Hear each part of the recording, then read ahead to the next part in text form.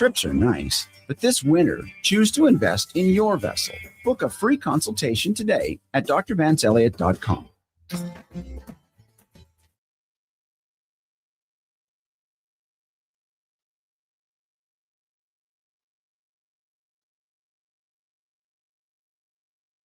Here's the Lowdown with Lowetide on Sports 1440. Presented by Wolf GMC Buick. We're making it easy. WolfGMCBuick.com.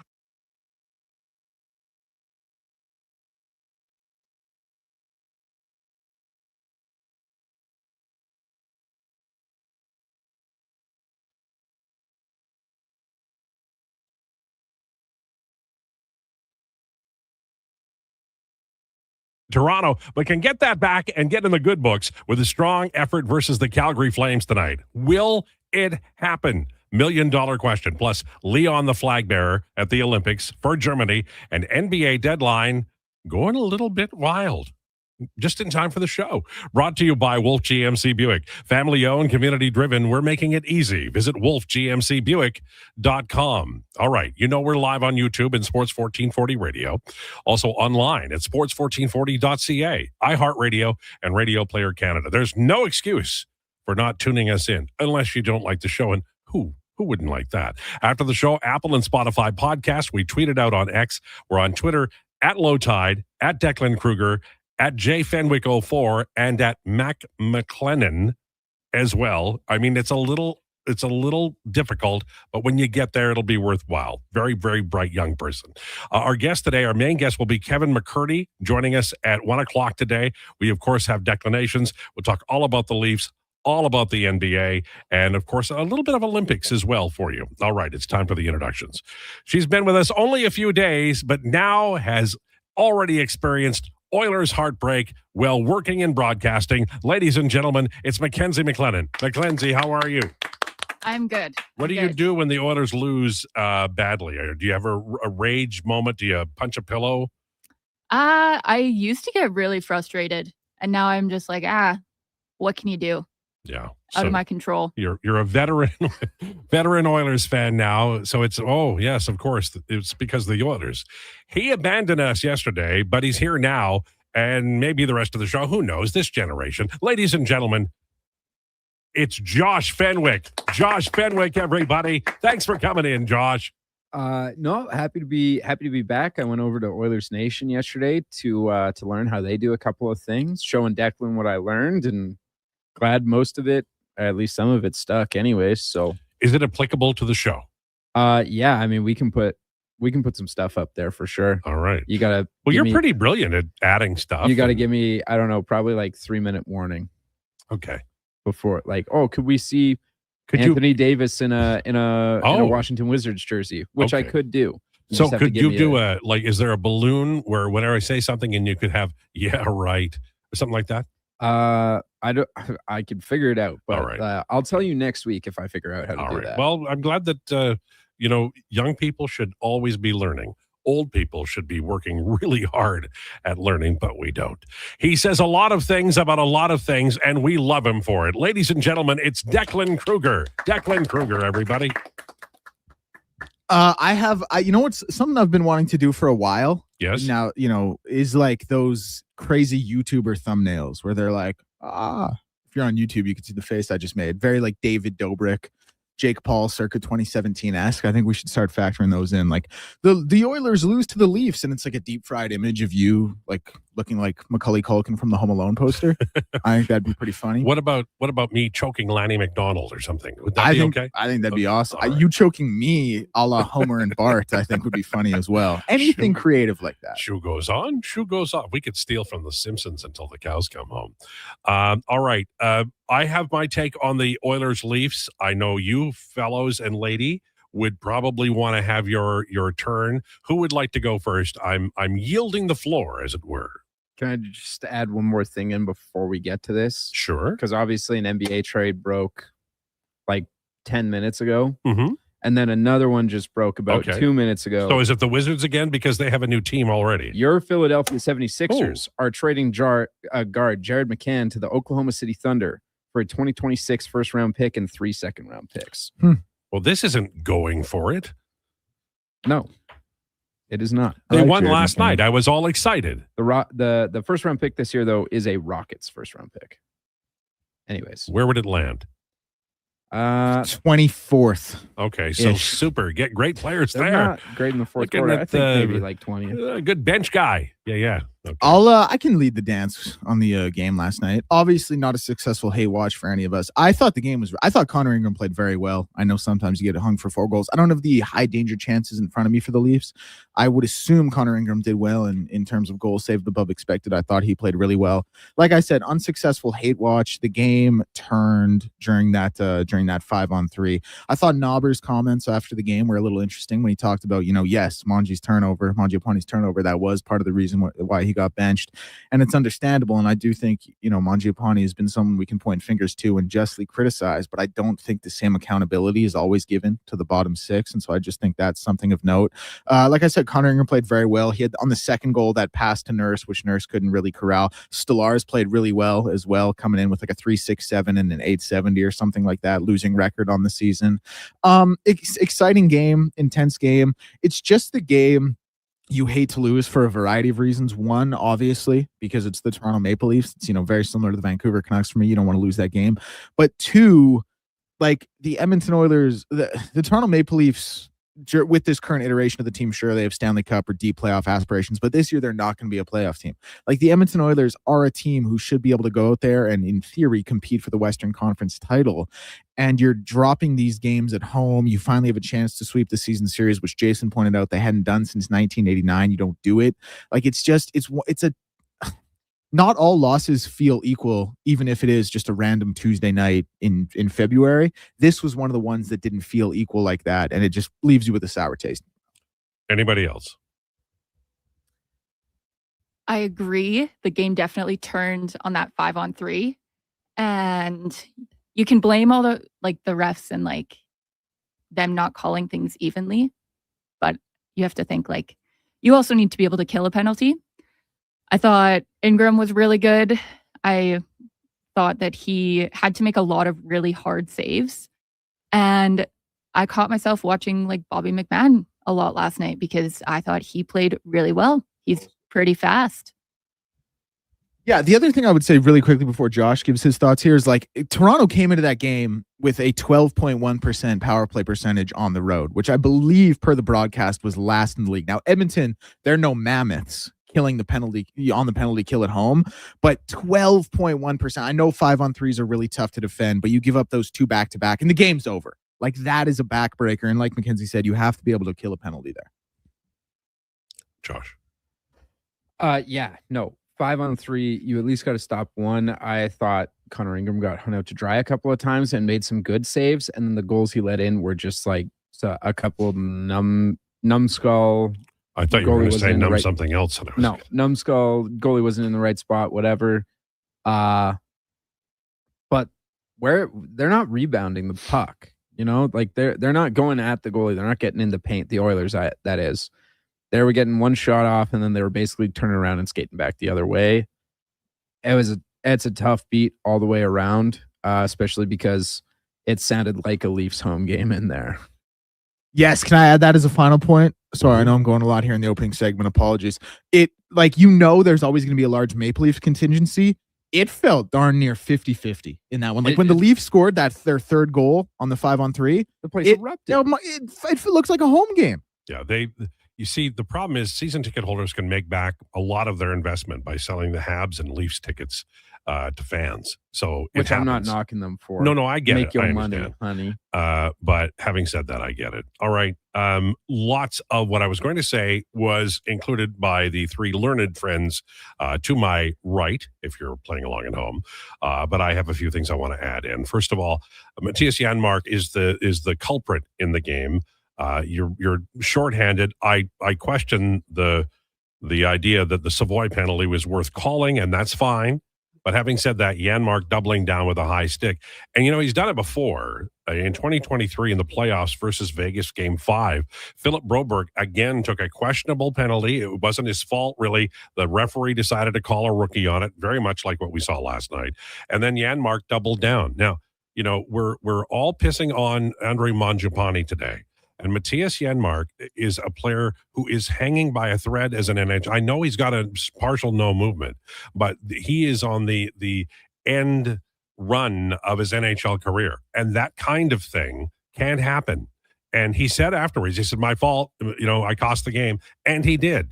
So I think that for the Edmonton Oilers, who have third and fourth line problems anyway, a guy like Matthias Janmark really can't afford to make that play. Mangiapane, the die is cast with him. He didn't play after a turnover. But for Janmark, they really need him to be far better than he was on that play.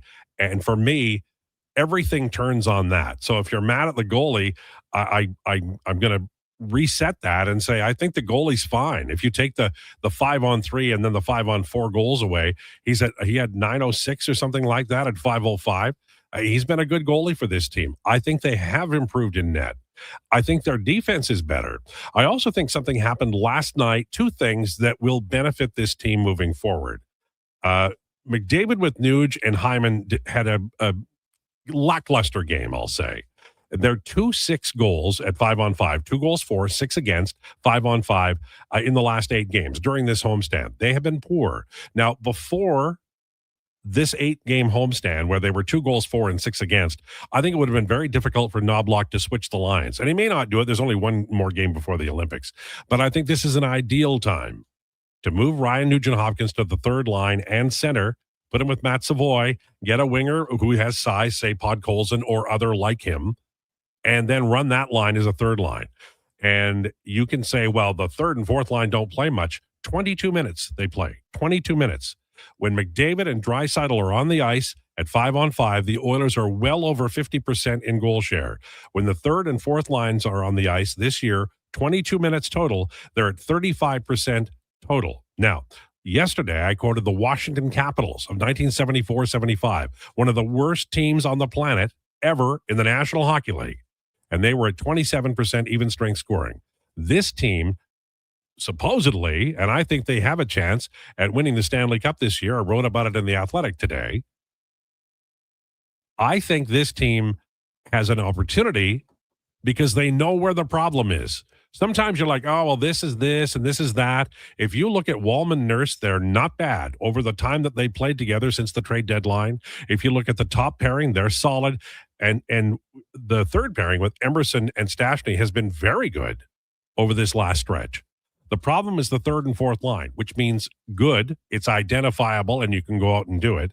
Bad in that some of the guys they have here, and I'll include Janmark, and I'll include Mangiapane, who does play on the bottom six, and Frederick, although I do like Frederick coming along here. This team has a problem they can solve. It shouldn't cost a lot of money. I think they're probably going to go get a power forward for the McDavid line, but I think they should also consider going out and trying to get a trusted veteran they can count on to penalty kill and not take dumb penalties. This team can't afford. You've got aces and kings. It's easy to find 6s and 7s and 9s. And if these cats can't do it, they're making a lot of money, and some of them have no movement or no trade clauses, then it's the general manager's job. He owes it to the team, and he owes it to the players, and he sure as hell owes it to the fans to not have them lose a game against the Toronto Maple Leafs, which basically is a mortal sin when you lose a home game against Toronto in this country, no matter what NHL city you're playing in. To lose it over a play that Matthias Janmark shouldn't have made, did make, and made before in 2023. Can't have it. Veterans play over rookies because they can be consistent and counted on.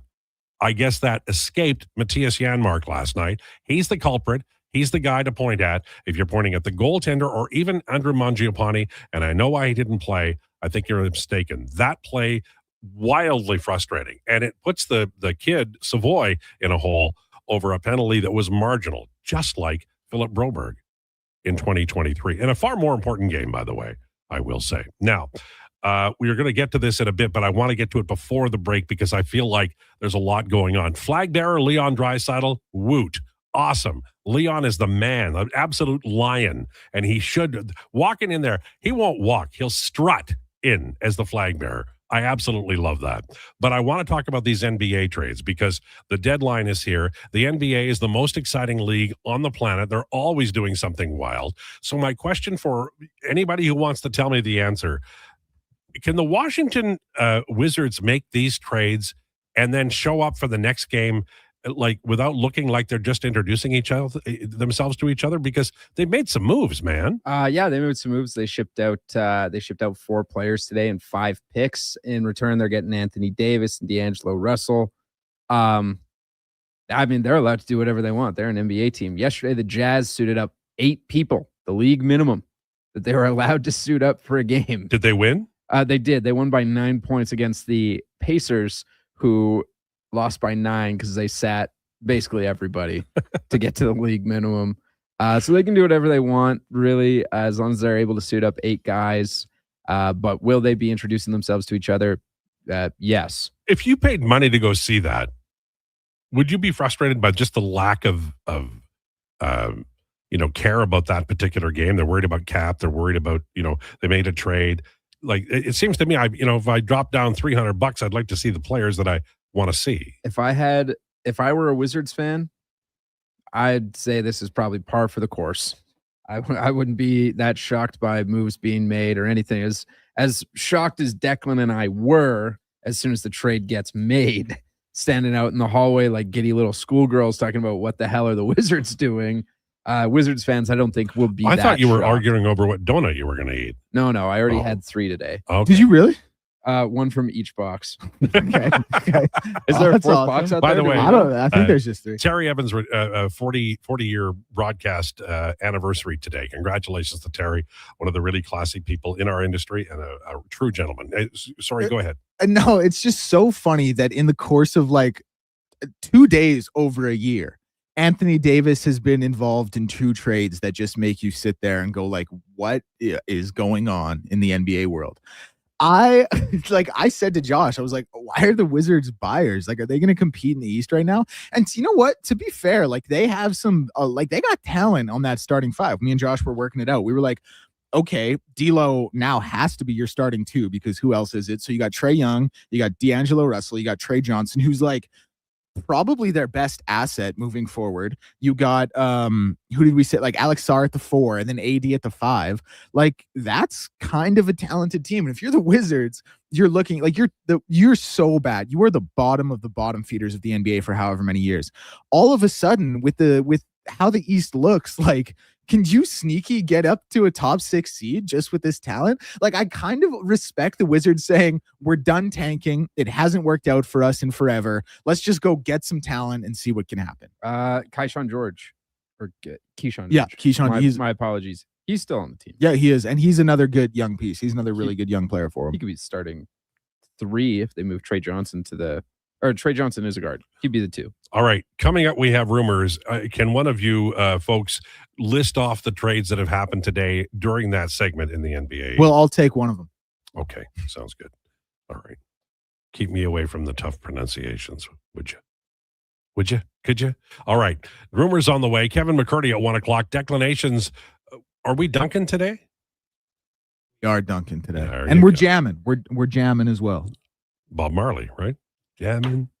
Okay. Lowdown with Lowetide on Sports 1440 and YouTube. Come for Canada's largest trade shows, the biggest names in entertainment, exhilarating sporting events, and more. And stay for the experience at the Edmonton Expo Centre. Looking for the perfect place to host your next big event? From trade shows to galas, meetings, and concerts, the Edmonton Expo Centre has the space, event expertise, and service to make your next event unforgettable. With over 522,000 square feet of flexible event space, in-house catering, and operational expertise, they bring your biggest vision to life. Learn more at EdmontonExpoCenter.com today. Mr. Reuter gets a colonoscopy. All right, Mr. Reuter, just relax. We're almost finished. Now, what am I looking at on the screen? That's your large intestine. Wow, the pipes of the human body. Incredible. This is just like when we use a camera for sewer inspection, except you probably don't find tree roots. You'd be surprised what we find. You know, once I found a bunch of Hot Wheels. Hey, me too. For a plumber who values healthy pipes, call Mr. Reuter.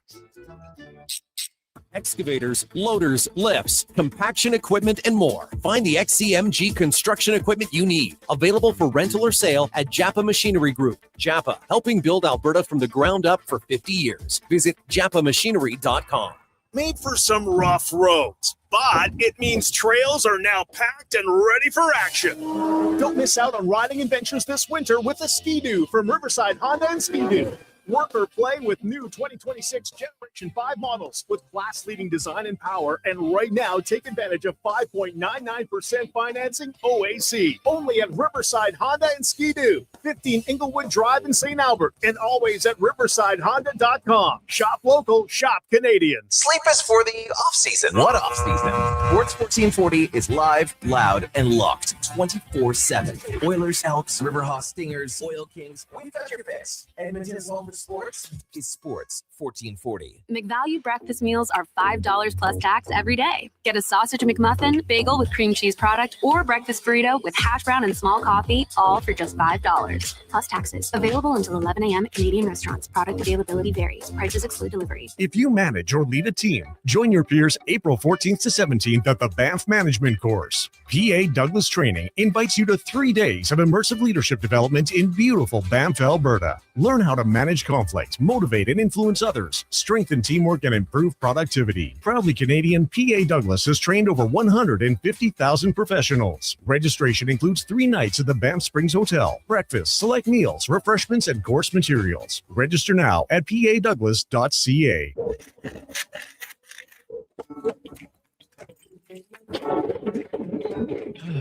Oh, Canada. Jiffy Lube is here to keep you moving through mornings like these. Full synthetic oil changes, quality Pennzoil products, tire checks, battery tests, and everything else your car needs to get through our winters. Stop by Jiffy Lube for fast, easy, warranty-approved service. No appointment, no hassle. Just dependable service right when you need it. Jiffy Lube, keeping you moving through this.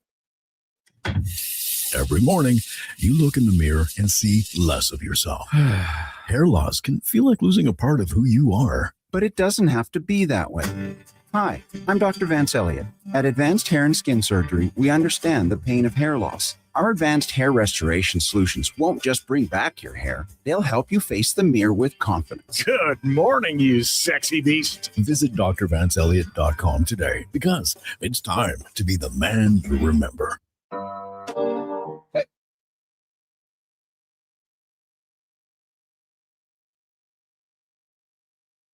Here's the Lowdown with Lowetide on Sports 1440. Presented by Wolf GMC Buick. We're making it easy. WolfGMCBuick.com.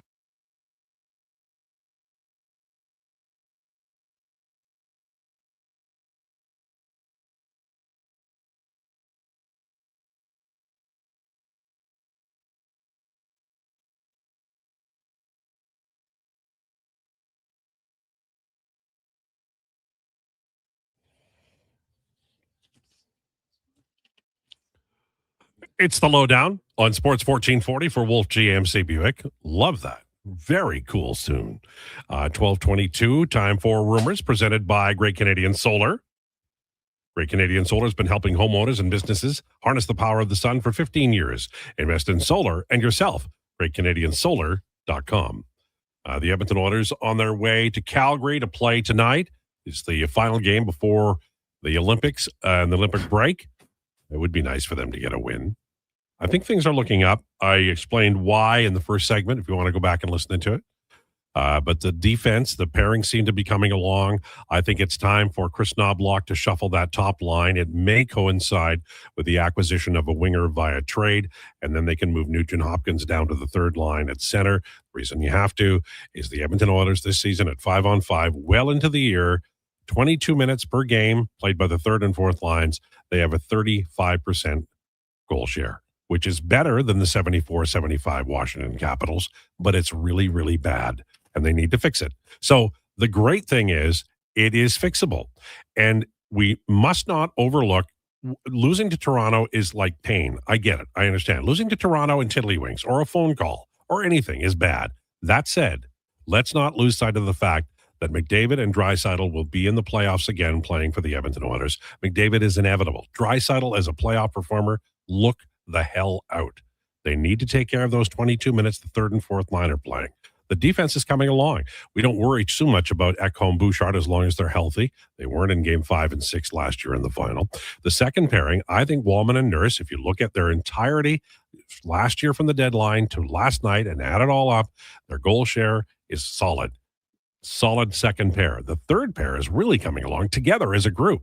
If you go look up Stastny and Emerson, you'll be pleased with their numbers when they play together at 5-on-5. Penalty kill is a worry. I'm more and more worried about Matthias Janmark. Seems to be fading a little. And that very costly penalty last night, you never know. You might miss the Pacific Division title and home ice advantage, at least for the first couple of rounds. You might miss that. You might miss it on a game like last night. And veterans are supposed to be the guys who don't make those kinds of plays. All right. There's lots of news to get to, but I want to get to this first because it is massive and it's happening right now. NBA trade deadline. Josh or whomever, or if you want to share the wealth, tell us about the trades.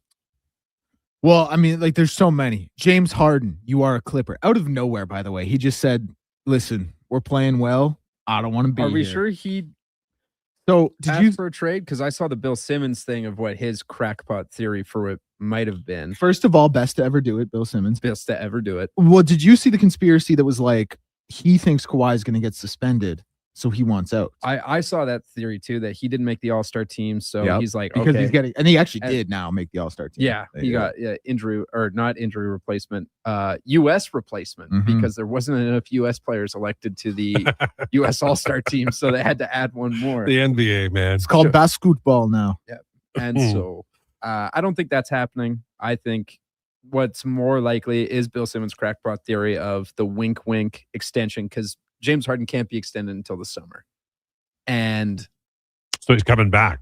and so he can't be extended. That's just the way it is. And the Clippers were like, well, like the deal you're on right now. He's like, no, I want an extension. They're like, okay, well, maybe we'll give you an extension in the summer. And then they just decide, do we want to give him an extension in the summer? No, start shopping him around. I really don't think this was a James Harden forcing his way out. I think this was a Clippers deciding they don't want him back next year. Harden's 76ers time tells me that he wanted out and he Harden's Thunder time, yeah. Rockets Yeah. time, I don't believe Nets a word time. anybody says about By Harden. the way, imagine telling a fan of the OKC Thunder in 2012 that Russ, Harden, and Durant would play for 18 combined teams. Isn't that insane? It I saw that ridiculous. exact same But tweet. like to push back, like I do feel like this was James Harden forcing his way out, just because it's kind of who he is. Now the other, like the inverse of the coin is, and Brandon asked me about this on the Carrier show the other day about like the fit with Mitchell and stuff, and it's like, so a guy who can't win in Donovan Mitchell, who can't get out of the second round, your plan is to bring James Harden in to teach him how to be a winner? Like, are we sure? And then Darius Garland, he doesn't really fit a timeline in LA, but he's still a good player. Like, I don't know. I have to say that like there are just certain players who are, we used to say this is the journeyman part of his career. But Harden, the But he's frustrating good. thing for me is that when sometimes I watch him and I go, oh my God, this guy has been in the league forever and he still does this. James Harden is the best player ever on a Tuesday night in February. You put that man in the playoffs and it's a different story. It's frustrating. He's a failure in the playoffs, first, no question about. Like, come on, no one's going to dispute that. But I'm telling you, like, what he can do in the regular season, yeah, unbelievable. Now we can't spend this much time on everybody who got traded, but the Wizards did make a big deal. Yeah, let's try and sum this one up in one sentence, Josh. What's up with the NBA crazy trade? AD, Wizards I don't get gone wacko. Wizards buying for some reason AD, second new team in a year. Put that on the newspaper. Yeah, it's someone had put up the updated what the Mavericks have received. Jesus, for Luka Doncic. What they've received for Luka Doncic. So they got Max Christie. This Chris is supposedly, Middleton. or No, this is how it's for worked real, out. like because they traded. Oh, right. They I traded get it. Basically, away. what you're about to hear, McDavid just got traded And here's for, what is for 10 Colton Sissons. If the news thing wants to pop up, That is a funny line. never Declan mind. Like Krueger. they've gotten Chris Thank you. Middleton, Max Christie, and then the 5 picks, 2 of which were first rounders. So really, they got 3 or 6 picks because they got a first rounder from the Lakers when they traded Luka away, and then just 3 other dudes. Like I don't mind it for the Mavericks what they got back for AD, more than I thought they would. They sort of ship out people that don't fit the timeline.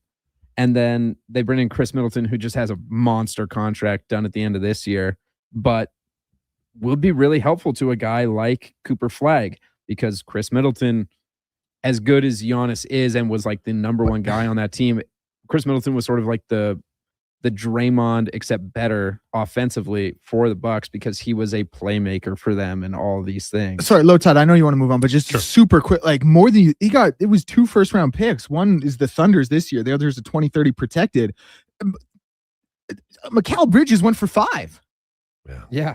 Just like Luka Doncic will forever be the worst trade in pro sports, I think. So, and everybody who made that trade from their end has been fired. Nico Harrison gone. Yep.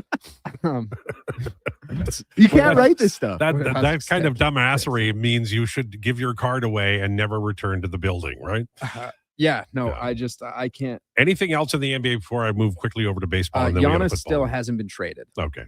Just so everyone's aware. And that, I think, got to wait till summer. I was just going to say, Lowetide, you nailed it. It's feeling like a summer trade. Yeah. It's starting to feel like a summer trade. It's so big, right? You got to trade, this is going to be like everything. A 4-team deal that's going to include the Sacramento Kings. The thing about the summer is, like, you know what pick you're going to be having. If I'm a team that's a contender, I do everything I can to not let him go to Oklahoma City. If he went to OKC, I'd stop watching ball. Like, that's it. Well, I mean, they're going to have to get rid of Lou Dort because he's not going to get Yeah, paid. society's going to have to get rid of Lou Dort. Put him in prison, man. That guy's a hack. Dude, he puts everyone else in prison, though. He locks you up. Mickey Lolich passed away.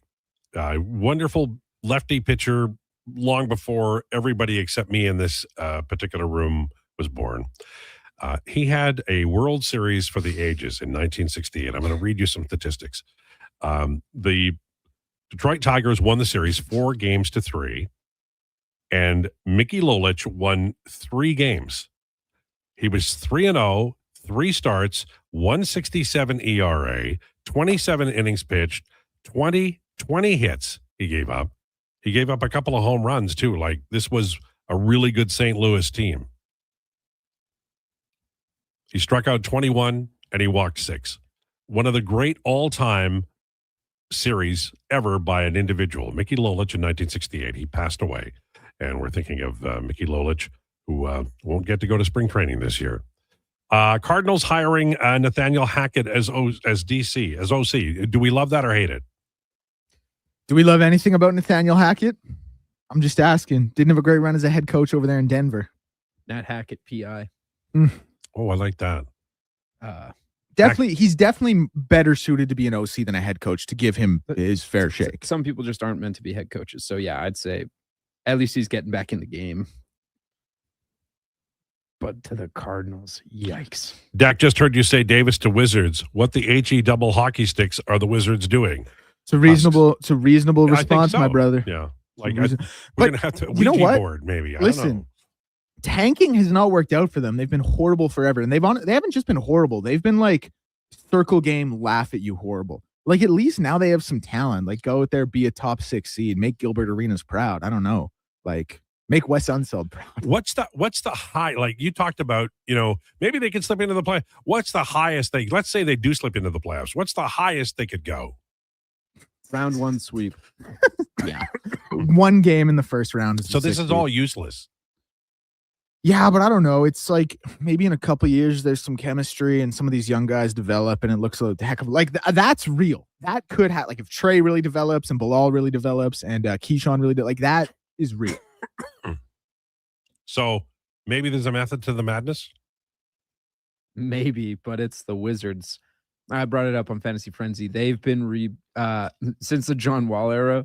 I guess they've like sort of rebuilt, but are in a rebuild, and then they've been rebuilding since 1979. Well, you know what? When I was a kid and they were called the Bullets, they were good. They won a championship. They won 2. Did they really? No, they just won 1. When they were the Bullets? Yeah. They won 2. No, they won 1. Wes Unseld won 1, and then they won it together, him and Elvin. They won it together. In 78? Don't you forget about my Trailblazers. I'll come over there.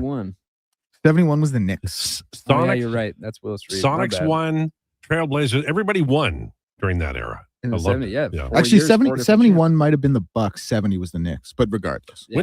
When did Kareem leave Milwaukee? 74. Okay, so he won there at least once. He won his first one there.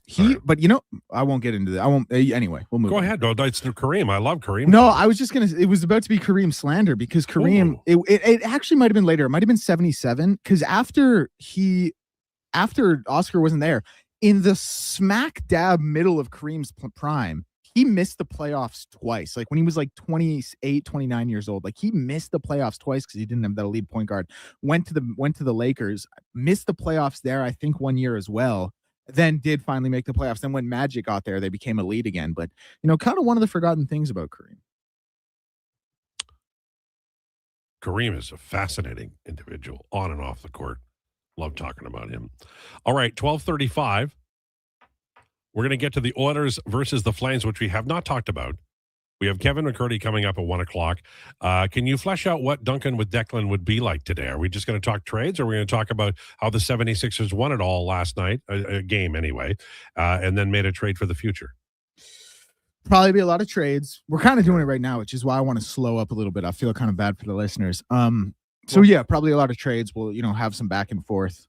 The job of a radio station is to talk about what's absolutely happening now, which is the NBA trade deadline. Unless the Oilers made a trade. When is the deadline today for the freeze? 3 o'clock? I think it's 1. Okay, so hey, we could have a trade in the next segment.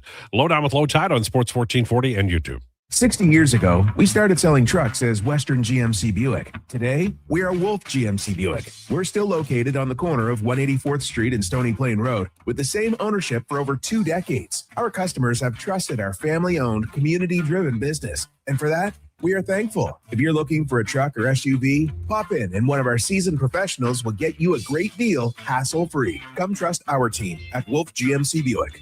Wolf GMC Buick.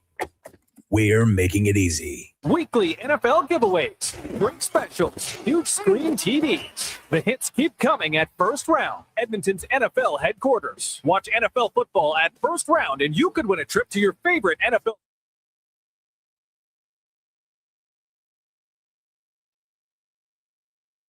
Tries to poke it away from Moser.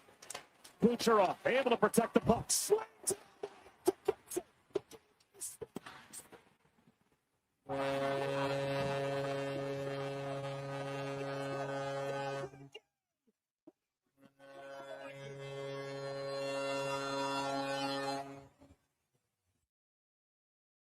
They are not good. There is Doncic.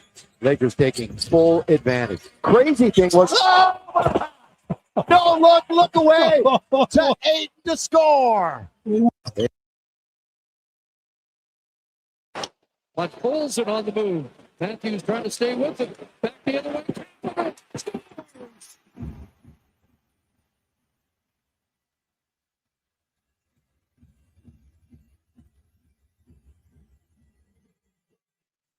A former lead comes back.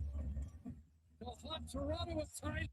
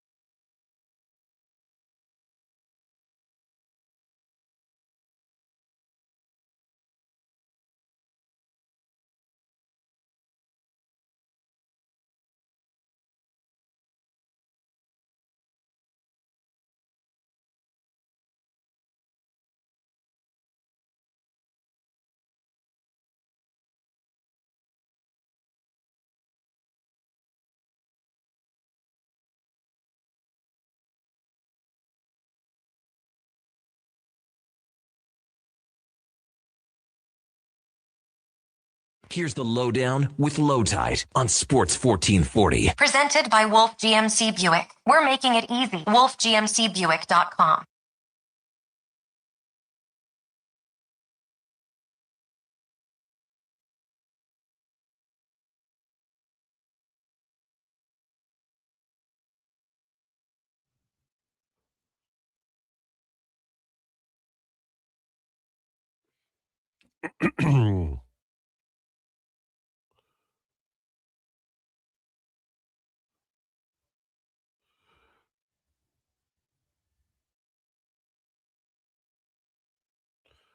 It's the Lowdown, Sports 1440 for Wolf GMC Buick. Check them out, wolfgmcbuick.com. We're hanging around until 2 o'clock today, and people are wildly unhappy about that.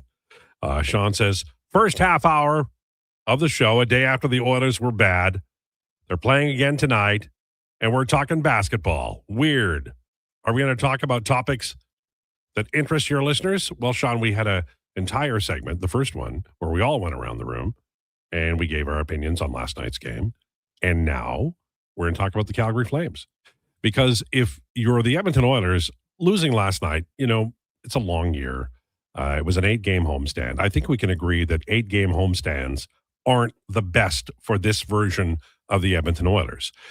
But I mentioned the first segment. I'll mention it again. I think they are finding some answers. I do believe, and I know a lot of people are going to push back, I think the goaltending has been upgraded. I'll give Stan Bowman credit there. I think the Jake Wallman trade is a concern because he gets hurt, but you can see Nurse and Wallman finding their way as they did a year ago.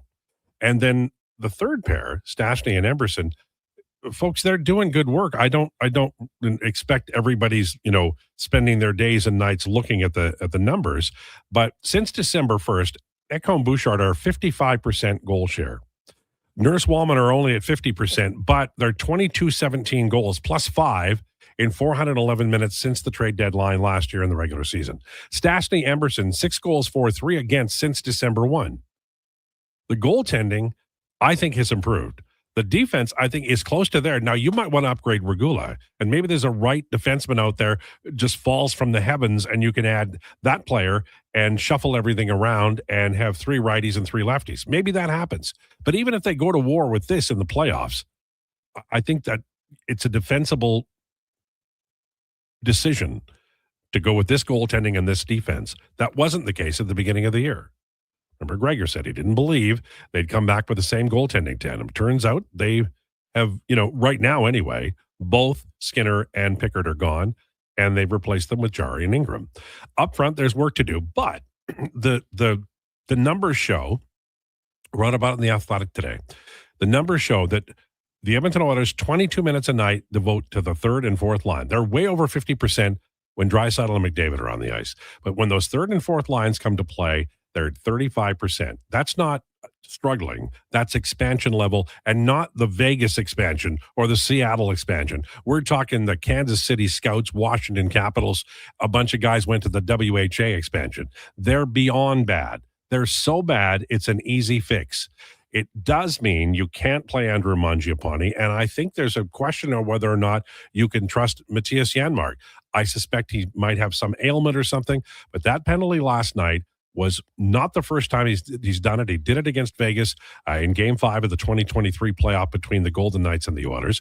Philip Broberg took a penalty that was innocuous, and then Janmark did a high stick, and then they were in trouble, and they never recovered. They lost that game and the next one, and then it's hello summer.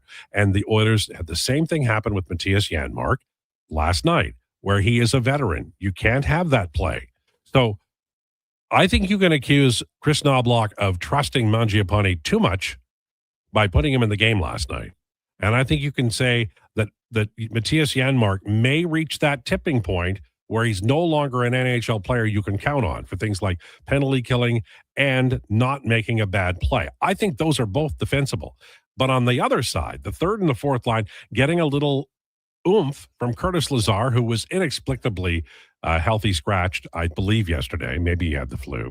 And Josh Szymanski's playing well. Young Matt Savoy is really coming on. Like, I won't say a house on fire, but he's doing some really good work. He was 12 goals, 4 and 18 at 5-on-5 through the end of November, and he's just over 50% now, 15 goals for, 14 against. So there's something good happening here. There's a story to tell. I know losing Toronto sucks. I know that if they lose to Calgary tonight, you're going to be mad as hell.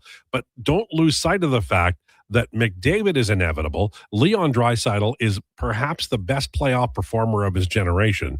And they've been to the Stanley Cup Finals for 6 and 7 games in the last 2 years. And oh yeah, the kid that they put into the lineup over Arvidsson and others, Matt Savoy, is arriving. He's getting there now. This isn't all bad. In fact, there's mostly good. Third and fourth lines, 22 minutes a night, 35% save goal percentage. That can be fixed by trade. And guess what? Stan Bowman does really well with low cost bets. Vasily Podkolzin, Kasperi Kapanen. I think there's a story here, just a sliver of daylight and sunshine that maybe fans aren't looking at today. And I respectfully suggest that it might be time to say, I'm mad at the Edmonton Oilers because they lost to the Toronto Maple Leafs. Totally understandable. Losing to Toronto is not good. But I'm not going to lose sight of the fact that progress has been made. This coach is finding answers. And I think that's the story of last night's game and tonight's game. Toronto played well. That was a really well-played game, and it was close. It was a 50-50 coin flip, probably both teams getting a Bettman, the way the world works now, until Matthias Janmark made that play. And I would question the call on the Matt Savoy penalty because I just don't think it was worth calling at that point in the game. If you're going to call that, then you should make it even soon.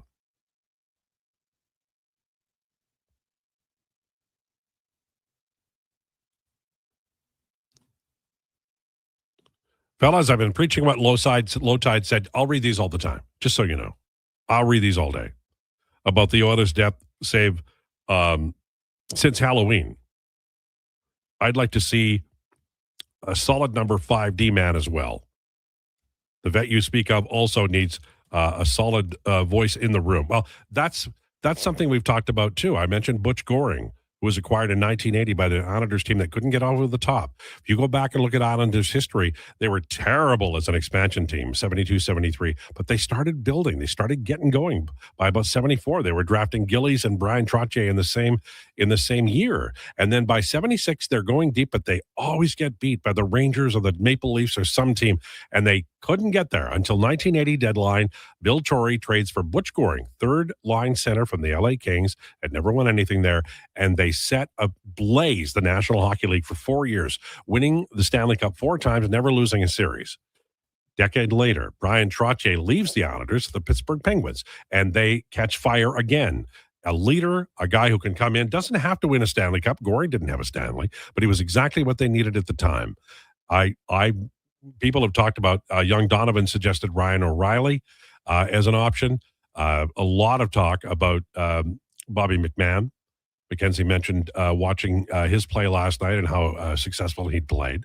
I know he doesn't have a Stanley Cup. I know that he's a winger, but you don't need necessarily a Stanley Cup ring, although that would help.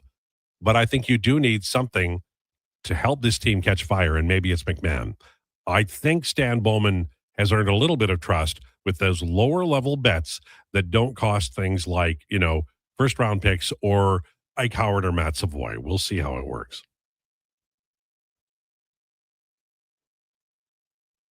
Al thinks the coach has the answers. He also thinks that goalies are fine and that Trent Frederick is going to turn around any day now. Let's reflect on Al's track record before we take anything he says too seriously. Dr. Dick Richard. Well, Dr. Dick Richard, I did pick the Oilers to win the Stanley Cup 2 years ago, and they lost in 7 games. I did pick the Oilers to win the Stanley Cup last year, and they lost in 6. I think that's pretty close. That's I'm not going to brag about it, but I'm also not going to apologize for it. It's a loss to Toronto. It doesn't mean you have to lose everything, your religion and everything like that. You don't have to lose that. It was a frustrating game because it was winnable. And they really had played well and they came back. Should I take it personally when Josh walks into the room and then walks immediately out? I mean, what is he like? Is he two-stepping here or Um, some kind of new country dance? I know he loves country. He's probably just like looking for that fourth box of donuts, maybe.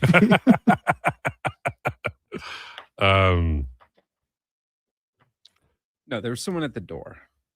Oh, the little ringy dingy. Yeah. Yeah. As I was walking in, that's what I walked away to go do. And was it? Did you let A them in? delivery person. No, I was All right. beaten to the door. Okay. That turn really cost me a valuable second, I think. Thoughts on Frederick skating past Carlo immediately after the McDavid hit? Yeah, I saw it, and I know that people are a bit highly critical of him, and that's part of Frederick's, record.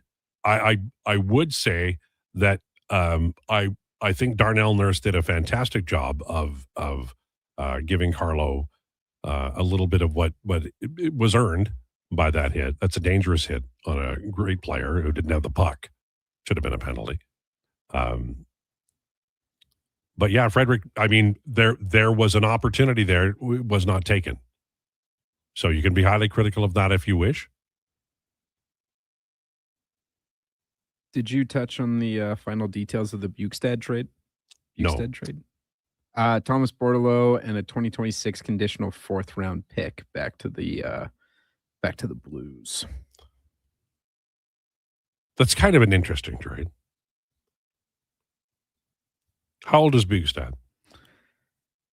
Something I wish I Googled before doing this. This is what a bad host does. He puts everybody else on the spot instead of looking it up himself. Nick Bukestad, born in 1992, so he's what? 34? Yeah, 33 technically, but he's on his way to being 34. They signed him as a free agent, right? In July. Yeah, no, I got that. I'm saying that 6 goals in 35 games this year, and that'll be it, right? Like that'll probably be the last trade we see.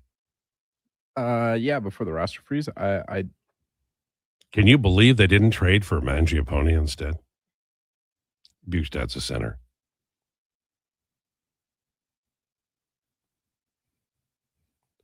The Oilers were slowly and steadily gaining momentum in the game until the refs made 2 very questionable calls, basically destroyed a good hockey game from Kurt. Kurt, I'll say that I think the Janmark penalty was a penalty. He high-sticked him. You can't do that. You especially can't do that in a tie game late. And like the Savoy penalty, I think is marginal. I really do. Just my opinion, and maybe everybody disagrees, but it happens. But the Oilers could have killed that off, but Matthias Janmark decided that he could muscle a player, and he ended up high sticking him. Don't make that play. That's why rookies don't play, and Janmark does. And a coach who had already benched a winger, having that happen, the third and fourth lines have no leg to stand on. There are 35% outscorers at 5-on-5. This is not a winning hand they're holding with their third and fourth lines. And you can see it because Szymanski is playing. He's out of the box. He's from Germany. Nobody's ever heard of him until last spring when they signed him. He's played well in the AHL. He comes in, and right away, he's better than the other guys. He's playing ahead of Mangiapane. He's playing ahead of Frederick. He's playing ahead of Janmark. And I do not know, if you want to be critical of the coach, I do not know what they were thinking about Lazar unless he was hurt or had the flu. And I think I've generally been positive about the coach today. I don't think I've been ripping on him. But I do not understand that. Lazar and Frederick are starting to develop some chem together. I'd play them together. Hopefully we'll see that tonight in Calgary. Do you have anything to say for your Flames? Are they playing well? No, they lost to the Leafs just like the Oilers did. So, that's just the way the cookie crumbles. However, there's a lot less expectations on my Flames team. You have a way with words, young man. Yeah, no, I think I'm very soft to the touch to the people here in this city. No, they're not playing well. They're the Flames. However, I think they're going to play hard, and I think they're going to play well tonight. We've seen it 2 of the 3 times they've met up. That is the number one thing you say about a loser team. They're going to play hard. They're gonna go out there. They're gonna work hard. They're gonna play hard tonight in a different way, than we've seen. One thing we haven't talked about, and we could, and maybe we will with Kevin McCertie, is the Oilers don't play well against the Eastern teams. No, they're bad against the Eastern teams.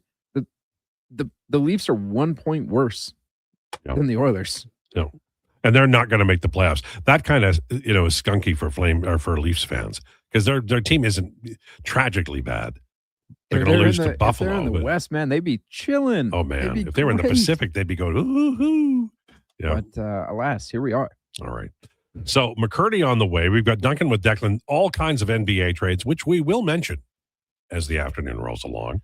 And we'll talk a little bit about the game last night, the Olympic break. Leon is the flag bearer. And the game last night against Toronto. We'll do that with McCertie after the break.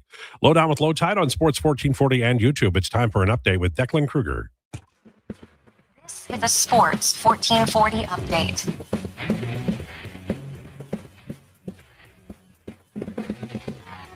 Brought to you by Sean Cunningham of Remax Real Estate. Get the home team advantage for your next move in the Edmonton area. If you're thinking about buying or selling, call or text Sean directly, 780-265-0165. That's 780-265-0165.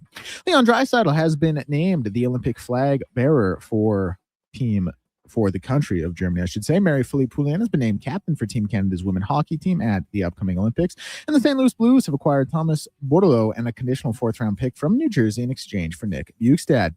Dallas Mavericks trading 10-time NBA All-Star Anthony Davis, Jaden Hardy, D'Angelo Russell, and Dante Exum to the Washington Wizards for Chris Middleton, AJ Johnson, Malachi Branham, Marvin Bagley III, 2 first-round picks, and 3 second-rounders. 76ers also involved in the trade.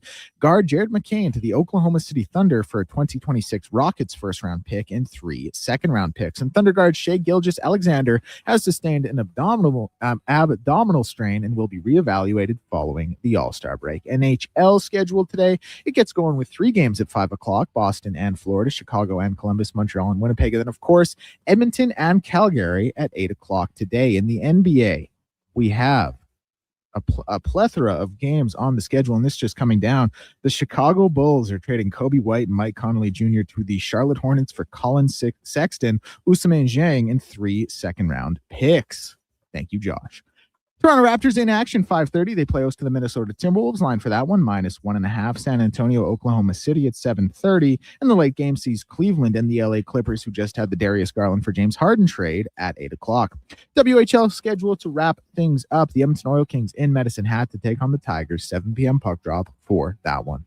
Up next is Kevin McCertie. I'm Declan Krueger. This has been a Sports 1440 update.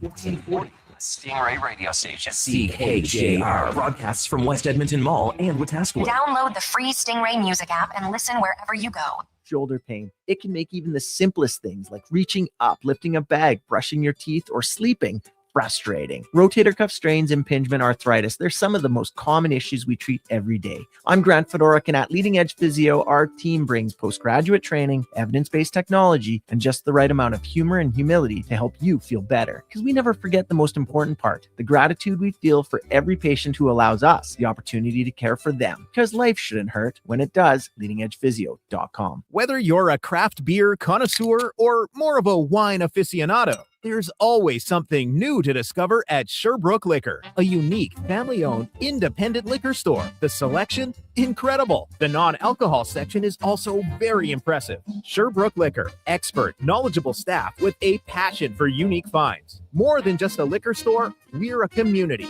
Alberta's best, the one and only Sherbrooke Liquor. Wine, spirits, and oodles of beer. Visit SherbrookeLiquor.com. 60 years ago, we started selling trucks as Western GMC Buick. Today, we are Wolf GMC Buick. We're still located on the corner of 184th Street and Stony Plain Road with the same ownership for over 2 decades. Our customers have trusted our family-owned, community-driven business. And for that, we are thankful. If you're looking for a truck or SUV, pop in and one of our seasoned professionals will get you a great deal, hassle-free. Come trust our team at Wolf GMC Buick. Wolf GMC Buick.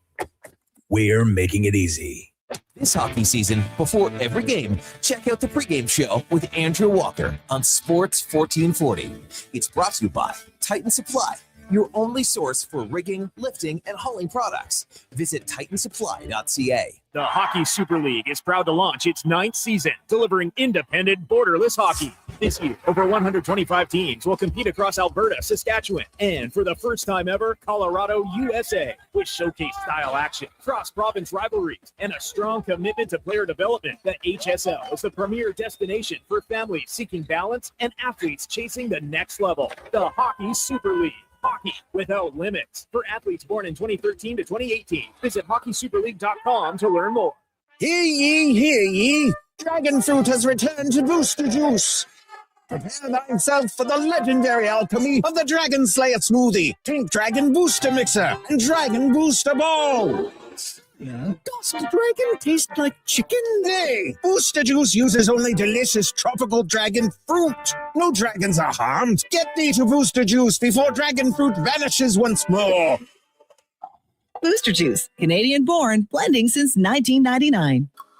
Ooh, girl, the way you touch that thermostat, it really turns me on. Like a heat exchanger, sensual phenomenon. Wanna play your favorite song while we turn the heat on like a legacy of love. Legacy Heating and Cooling keeps your Valentine sizzling hot. You can afford to shower your Valentine with affection because Legacy offers no payments and no interest for 1 year on your new furnace. And that's how you build your legacy of love.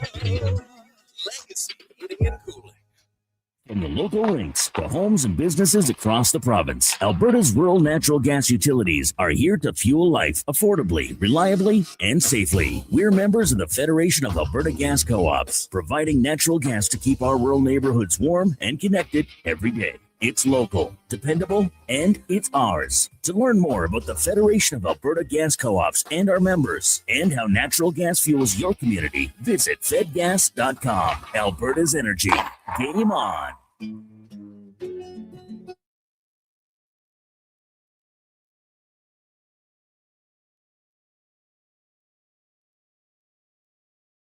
Here's the Lowdown with Lowetide on Sports 1440. Presented by Wolf GMC Buick. We're making it easy. WolfGMCBuick.com.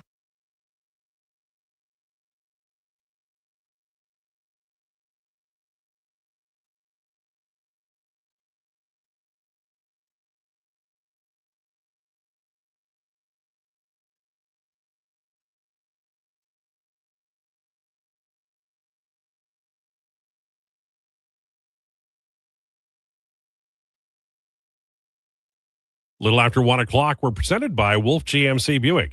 Family owned and community driven. We're making things easy. Visit wolfgmcbuick.com. Are we joined by Kevin now? We don't have Kevin yet, but we will. Talking about the Edmonton Oilers and the game last night, which I always know when the Oilers lose to the Leafs, especially like on a national game, that's going to set a lot of things off. And so I was prepared for that, but I think there's enough positive here that we can agree that those two teams, despite Toronto winning, are going to be different come playoff time. The McDavid line is a little stale right now. They did not have their best game. Draisaitl's line played well. They didn't cash. And the third and fourth lines I thought were mostly fine. I did really feel like Janmark needed to not take that penalty. And that game was, I'm not saying it was well in hand, but it was a coin flip. But I felt like it was a coin flip with the Oilers rising. So that's a lot to give away. And the Mangiapane insertion into the lineup was also, for me, a mystery, unless they traded him before the deadline. I don't understand that. Mangiapane lately has had this habit of going to the crease, creating a problem, and then kind of getting dummied and taking a penalty. It's kind of a trick, not a good one, but that's what he's been doing lately, and it's not effective. Do we have another trade? What have we got? Artemi Panarin to the LA Kings. Wow. Liam Greentree and a conditional third. Look they at do not Kenny trade Holland. superstars like in the NBA. Kenny Holland, man. Wow. We talked about maybe not getting a full large amount for Panarin. LA just got better, ladies and germs. That's an interesting trade. Boy, I bet the Oilers wish they'd won last night, huh? We're joined now by Kevin McCertie. Tell us all about it. How do you really feel about the loss last night against the Toronto Maple Leafs, Kevin? I felt like they played some okay hockey at times, but their penalty kill is leaking, and they take either penalties that shouldn't be called penalties or stupid penalties or whatever, and they lost by 2 goals against in 2 minutes.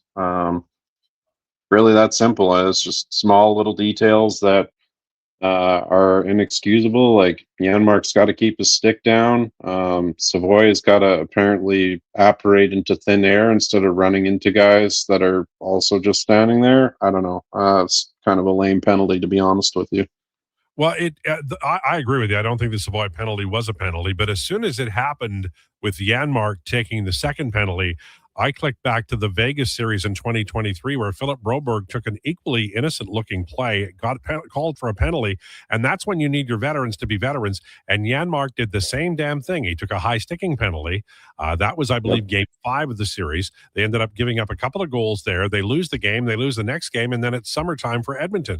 And I'm not like I really appreciate Janmark as a player, but he's on the margins to the point where he's a fourth-line guy who's there to penalty kill and to be a responsible veteran. And last night he was not. No, that penalty cannot be taken in that circumstances. The Oilers have a bit of a history with stick work too, like you said. It's cost them dearly at times. The penalty kill itself is leaking badly at the moment. And I have to wonder if the Oilers and their coaching staff is going to look the same after the break as it did before.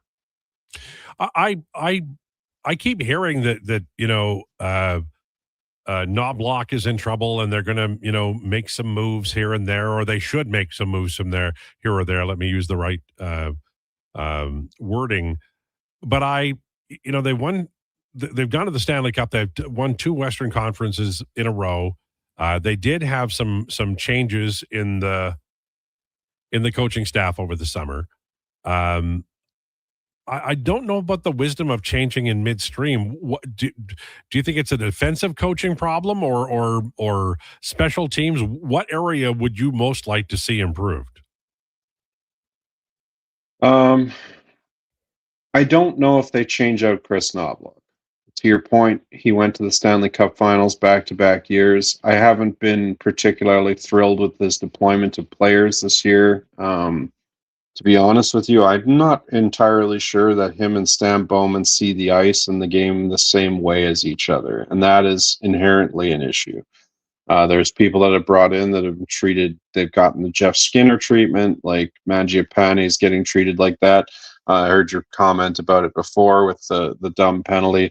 Like, I don't know realistically how Mangiapane deserves a penalty in that circumstance. Like, he skated in late. Yes, he sprayed some snow on the goalie's pads. Oh no, it happens 25 times a game. And then Stolarz clocked him, and somehow they end up with offsetting minors. And I don't understand how it escalated to that point, and Stolarz got nothing out of it.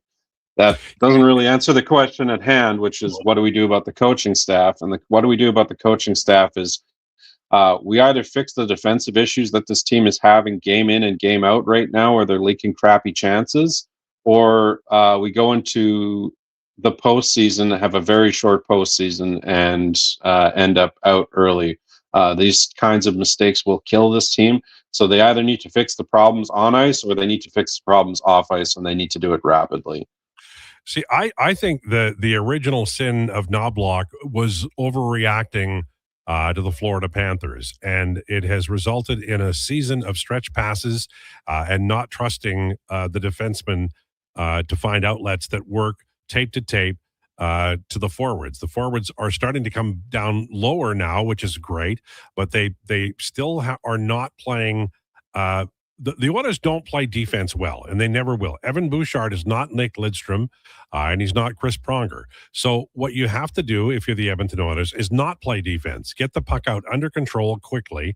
They had a formula that worked all last year until they reached the final, and I'm not certain why they abandoned it. It involved passes to the middle of the ice to a forward, mostly a center, who would take the puck into the neutral zone with speed and possibly pass it to a winger who would either get tripped or gain the line under control, and then they set up. It worked very well, and I understand that teams game plan against that, and they clogged up the neutral zone, and you have to work around that. But those stretch passes are not the deal, and I am surprised that we're almost 60 games into the year, and the Oilers are still getting flummoxed by the forecheck, which is it's a pretty traditional forecheck. You're using two guys instead of one, but it certainly is something you can draw up on a board and come up with a workaround. Yeah, but to the counterpoint, when they did use the stretch pass previously, they also were faster on the forecheck. I think Savoy is probably the fastest on the team, or Hyman, in terms of getting into the forecheck right now. They used to have the likes of Warren Fogle, Ryan McLeod, like guys that would be in there on it instantly. And dudes like Trent Frederick have not held that end of the bargain up. So the bottom six is lacking on that forecheck speed, and I don't like the stretch pass a whole lot, especially with where the game is at these days and how it's being played. I do agree with you that the mid-ice breakout was probably the best that they've tried, and they may have panicked because of Florida, but we are 60 games past playing Florida at this point and need to figure out how to reliably string some wins together through the end of the season. Well, I look at this team as two teams. When McDavid and Draisaitl are on the ice, they're over 50%. Whether they're together or apart, they're over 50% at 5-on-5. When the third and fourth lines are on the ice, according to Natural Stat Trick, at 5-on-5, it's 22 minutes a night. At 5-on-5, they're at 35% goal share. So the third and fourth lines are the culprits. And I like some of those players. Matt Savoy is a third line guy. Jack Roslovic is a third line guy. And so I look at this team and I go, well, I like two of the six guys on the third and fourth lines. So this is four players we're talking about here. The beauty of this is most of the engine is running fine, but the parts that aren't need to be replaced, and right away. And there's problems there because people have no movement clauses and don't want to get traded. And you've got cap issues and concerns, and you've got people maybe coming back who you can count on to play those roles. So right now, the Mangiapane trade, I think, is a ghost now. I don't know that anybody would make that move to get him in there. Janmark has his own struggles. I think Szymanski looks pretty good. Is there any thought, in your opinion, or any idea in your opinion, in maybe calling up like a Yaraventi and sitting more than one veteran? Yes. Okay, then absolutely. Okay, absolutely. No, the reality is clear. The first thing they need to do is never sit Curtis Lazar ever again for the remainder of the season. With him on the ice, it's 54% expected goals for in the bottom six. Without him, it's 45%. It's a huge difference. So he is part of the solution. However weird that is to admit at this point of the season, and given the trajectory that he started with, he is one of the solutions. I do want to see Yarventi up in the NHL. I don't know, I think that he's a big guy, and he uses the ice well, and he does a lot of things that the Oilers could benefit from. He has been absolutely stunting on the NHL or the AHL guys now for the past several games. I don't think there's any doubt that he's ready to see some time in the big leagues. I think it's time to start sending a message to some veterans that if you don't play reliable, good hockey for 60 minutes a night, whether you're on the ice or off of it, you're going to be sitting in the press box watching. Like, enough. Enough is enough. This is a team that has Stanley Cup aspirations, allegedly, and I have seen not a lot this year that demonstrates that they're ready for that. We've seen plenty from Connor McDavid, Evan Bouchard, whatever, and even those guys couldn't string together a goal last night. So, there's a little bit of culpability everywhere through the lineup for last game in particular, but overall, throughout this season, it's time to get a little bit stern with the messaging that you need to deliver on ice results, and it doesn't matter if you're, Matthias Janmark or whoever. Like, that mistake was inexcusable. He should have not seen the ice again for the rest of the game after that. That's fair. Kevin McCertie, our guest on Sports 1440 and the Lowdown with Lowetide, talking about the Leafs. One more question about that, and then we're going to flip over briefly to the Flames tonight. This isn't going to be a popular take, but I'm really warming up to Connor Ingram. I know that they gave up too many goals last night, and you can say he put the puck in Nurse's feet, and he should have been better on the penalty kill. But I like him as a player, and I do think that there's a chance he plays in postseason games as a starter. Not to put anything, any cast aspersions on Tristan Jarry, but I think Ingram may be more than we thought he was, or at least he may be returning to what resembles more closely the player that was successful in the desert. Is that fair? I think so. Let's put a pin in defense too. I want to come back to that. I like Ingram as a goaltender a lot. I think that he has an excellent first read, and if the team manages to give him that first read and take away the second and third reads, he is going to make a lot more saves than he isn't. Mistakes happen with puck handling. We've lost games to mishandled pucks, whether it was Ingram, Tristan Jarry, Stuart Skinner, Calvin Pickard. We lost games to all of these guys at some point. It happens.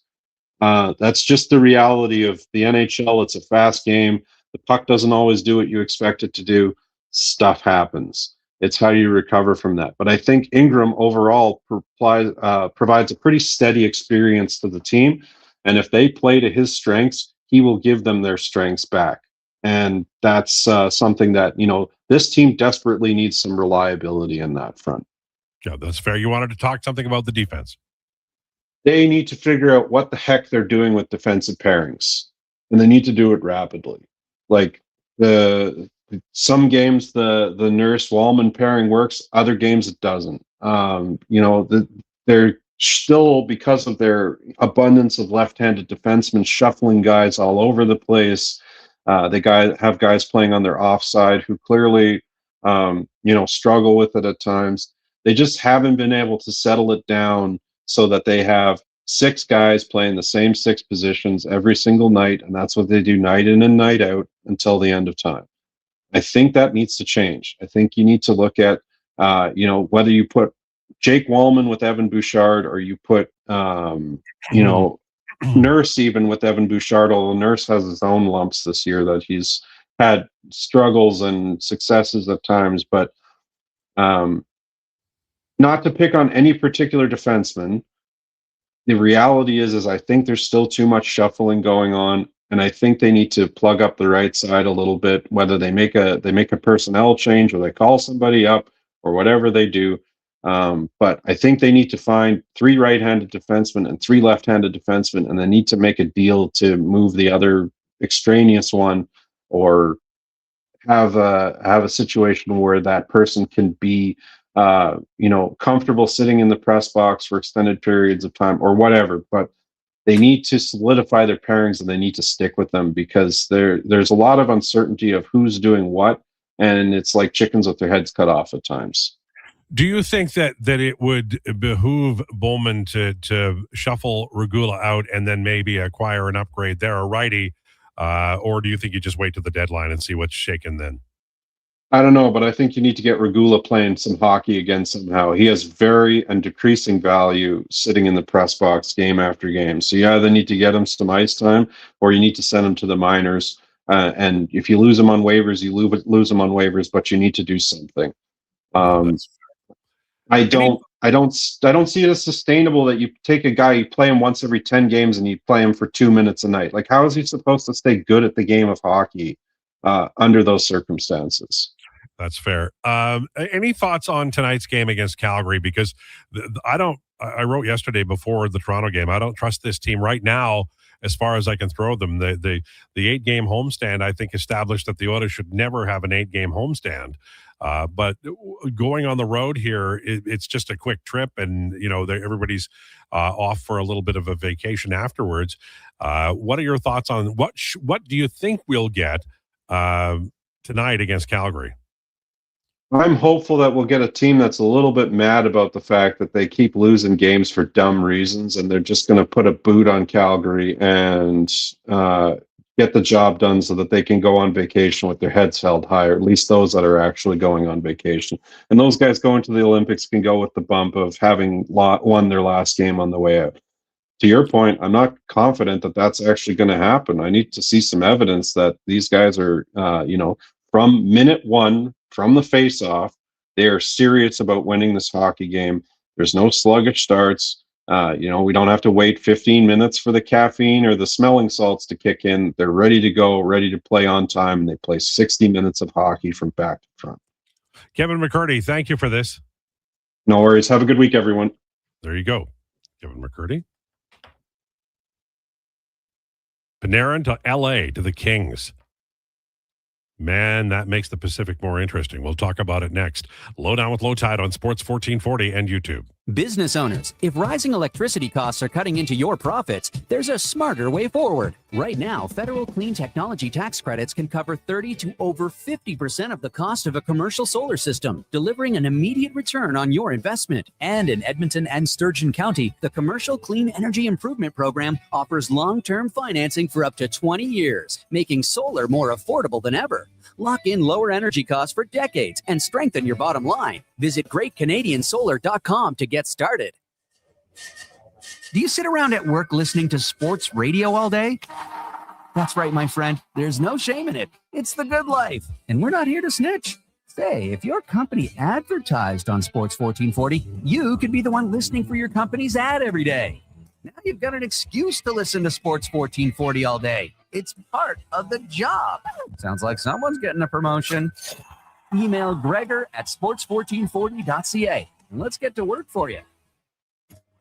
Hey, Edmonton, did you know a local Play Alberta winner scored over $500,000 on Mega Jackpots Ocean Bells? Think about the season tickets you could lock down with that kind of cash. From major casino winners every hour to jackpots worth millions and hundreds of popular games to money that stays in the province, there's never been a better time to sign up for Play Alberta. Download the app today to get started with casino, sports, and lottery all in one app. Must be 18 plus to play. When you gamble, use your game sense. Ooh, girl, the way you touch that thermostat, it really turns me on. Like a heat exchanger, sensual phenomenon. Wanna play your favorite song when we turn the heating on like a legacy of love. Legacy Heating and Cooling keeps your Valentine sizzling hot. You can afford to shower your Valentine with affection because Legacy offers no payments and no interest for 1 year on your new furnace. And that's how you build your legacy of love. Legacy Heating and Cooling. Imagine a family get-together where the smiles are as genuine as the conversations. That's the feeling you get at Nisku Ford, a family-owned dealership where finding a new Ford feels just like catching up with old friends. Here, you can take your time, explore the latest Fords, and enjoy the no-pressure atmosphere. It's not just about cars. It's about family, comfort, and trust. The coffee's on, so drive into Nisku Ford or visit niskuford.ca today. Above expectations. If you manage or lead a team, join your peers April 14th to 17th at the Banff Management Course. PA Douglas Training invites you to 3 days of immersive leadership development in beautiful Banff, Alberta. Learn how to manage conflict, motivate and influence others, strengthen teamwork and improve productivity. Proudly Canadian, PA Douglas has trained over 150,000 professionals. Registration includes 3 nights at the Banff Springs Hotel, breakfast, select meals, refreshments and course materials. Register now at padouglas.ca.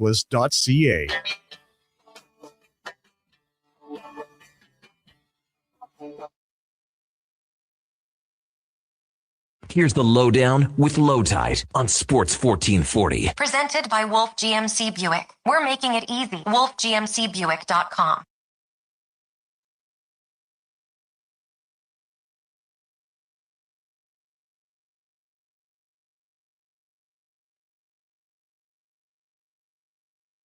On Sports 1440. See, now there's a love song, that generation, I want to hold your hand. We dance, I love you, Moon Spoon, June, all those things. Now, the love songs are, they're just a little different now, Maybe it can come over later if I feel like it. A little different vibe I think. I'm just saying. It's not a big deal, but it's a little change in society that I think maybe we should get back to those old-timey ones. Lowetide just said over 50% 5-on-5 when McDavid and Draisaitl are on the ice together or apart. Both, Gary. This year, Leon Draisaitl, Connor McDavid, together, 52%. Connor solo, 52%. Leon solo, 57%. Third and fourth lines, 22 minutes a night, 35-56. So 36%. It was 48% last year, and people weren't happy with the third and fourth lines. This is a dog's breakfast. Can I say that on the air? Okay. It's bad. It's bad. And the good thing for you as an Oilers fan is that it's obvious.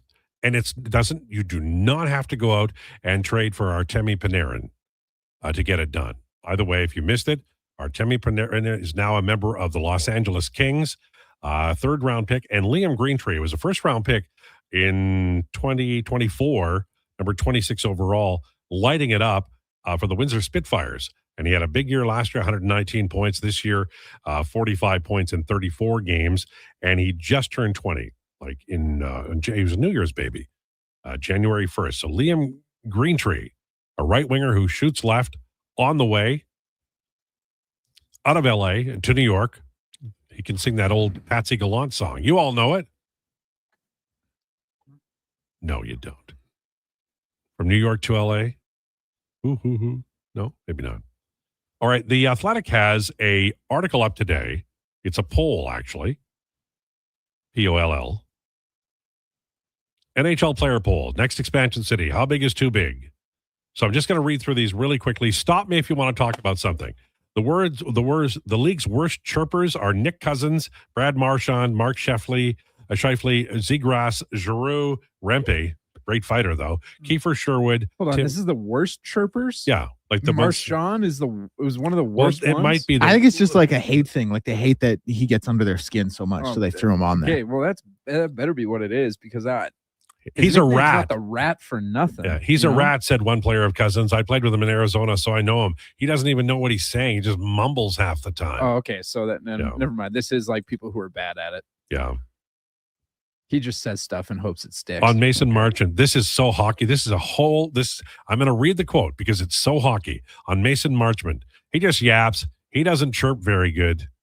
That's it, baby. Okay, what should the next NHL state or city to get a team? Houston, Quebec City, Arizona, Atlanta, Austin. That'd be very cool.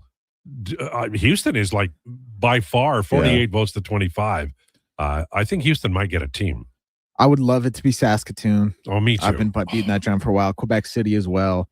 Steve Lansky actually tweeted out that screenshot and said all the Canadians should be mad that, a Canadian team wasn't number one or something to that effect. I don't hate Houston either. I did think it was funny. I don't know if this is in here, if that's in the report there, but there was like one vote was for Lake Tahoe and one vote was for Paris.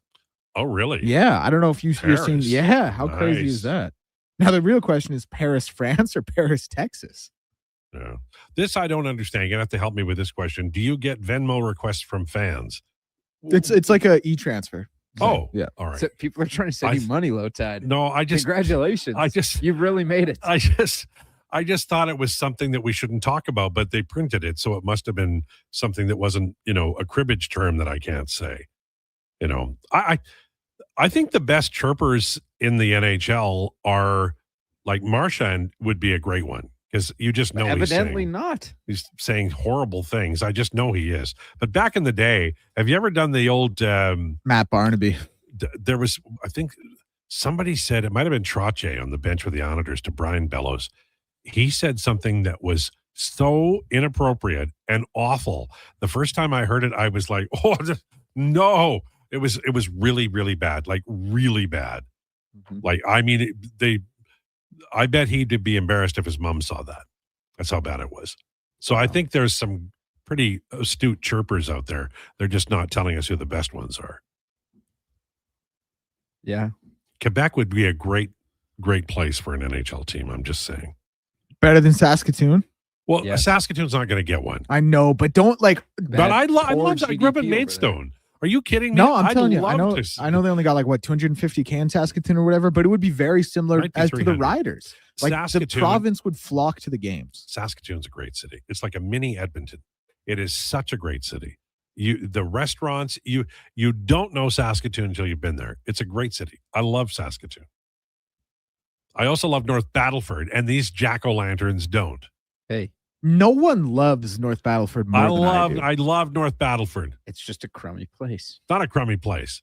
It is. It's got a But- big flag at the Husky on the dry highway, or it's Petrocan maybe.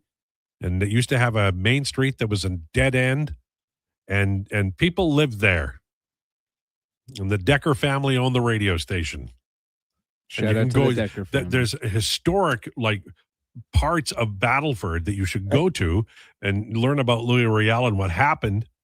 It's a great part of the country. How about this as well? Artemi Panarin, 2-year, $11 million AAV That's the extension thing. with the Kings. That's why Edmonton couldn't do it, because they can't compromise the cap. Yeah, but 11 million in LA, like you're only taking home 5.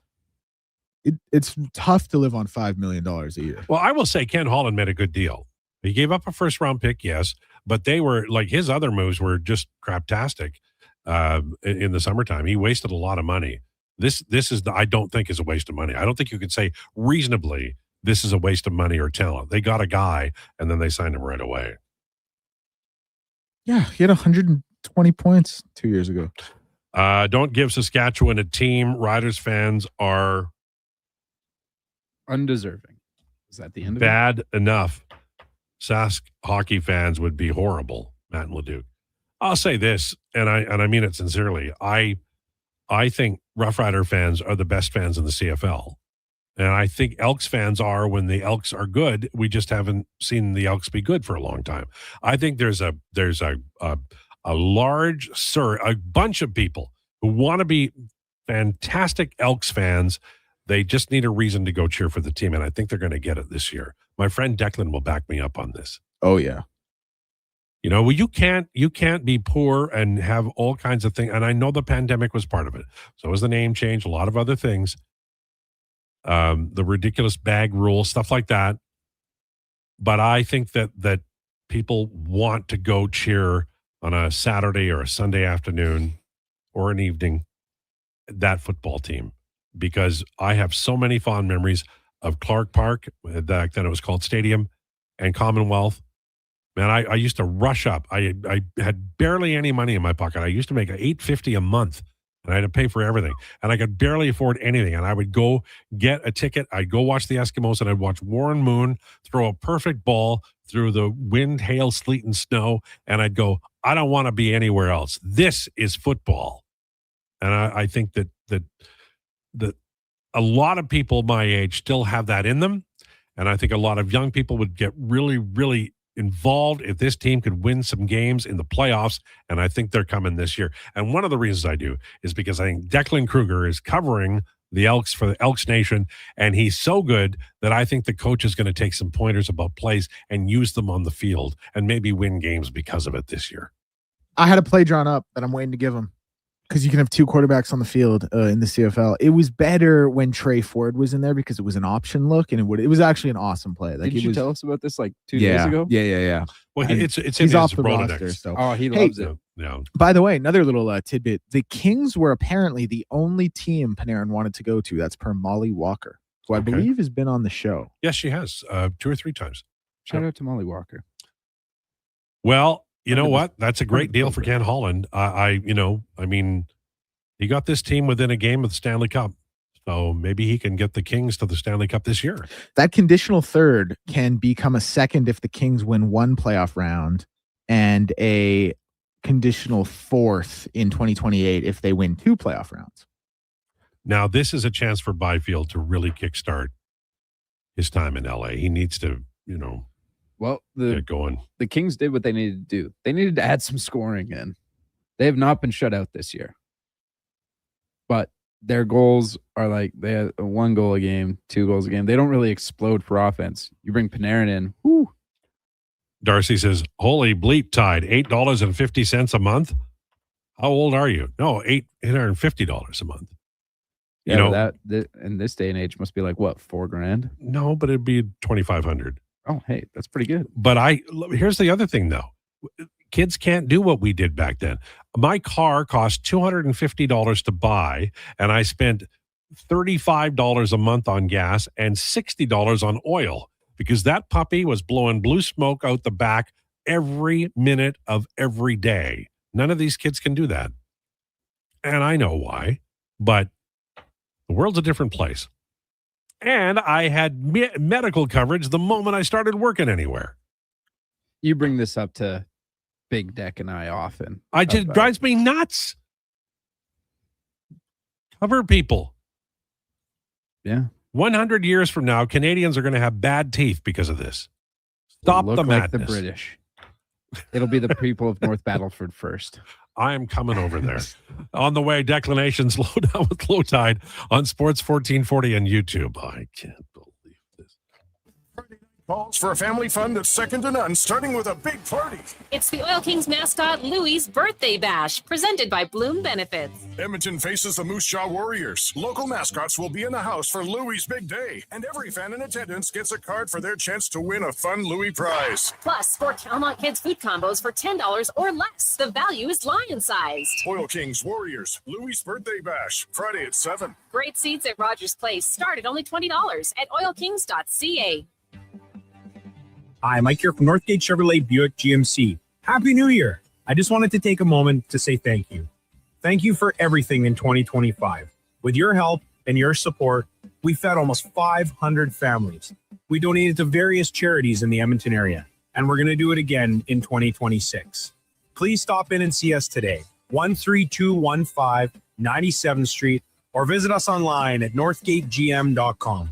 You're in Northgate country. Sleep is for the off-season. What off-season? Sports 1440 is live, loud, and locked 24/7. Oilers, Elks, Riverhawks, Stingers, Oil Kings. We've got your picks. Edmonton's home for sports is Sports 1440. Friday night calls for a family fun that's second to none, starting with a big party. It's the Oil Kings mascot Louie's birthday bash, presented by Bloom Benefits. Edmonton faces the Moose Jaw Warriors. Local mascots will be in the house for Louie's big day, and every fan in attendance gets a card for their chance to win a fun Louie prize. Plus, 4 Calmont Kids food combos for $10 or less. The value is lion-sized. Oil Kings Warriors, Louie's birthday bash, Friday at 7. Great seats at Rogers Place start at only $20 at oilkings.ca. McValue breakfast meals are $5 plus tax every day. Get a sausage McMuffin, bagel with cream cheese product, or breakfast burrito with hash brown and small coffee, all for just $5 plus taxes. Available until 11 a.m. at Canadian restaurants. Product availability varies. Prices exclude delivery. Sleep is for the off-season. What off-season?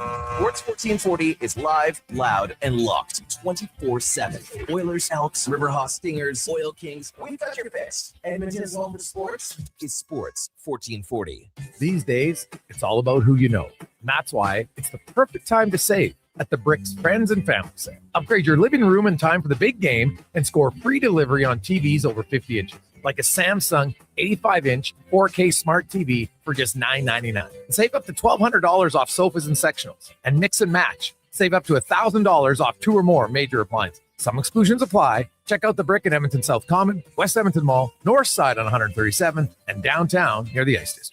From the local rinks to homes and businesses across the province, Alberta's rural natural gas utilities are here to fuel life affordably, reliably, and safely. We're members of the Federation of Alberta Gas Co-ops, providing natural gas to keep our rural neighborhoods warm and connected every day. It's local, dependable, and it's ours. To learn more about the Federation of Alberta Gas Co-ops and our members, and how natural gas fuels your community, visit fedgas.com. Alberta's energy. Game on.